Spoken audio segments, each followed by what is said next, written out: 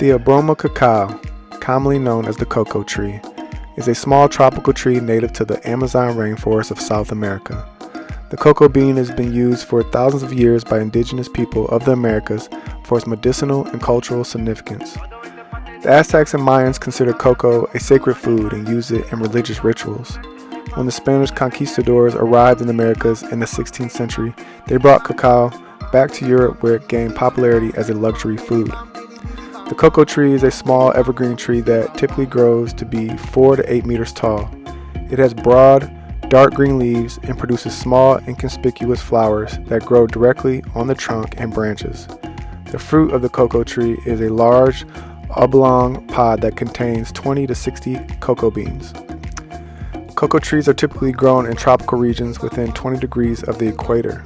They require high humidity, plenty of rainfall, and temperatures between 18 and 32 degrees Celsius.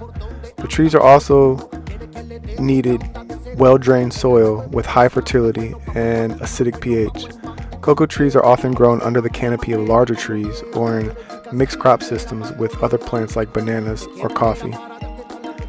Companion planting with cocoa trees can help improve soil fertility and provide shade and wind protection.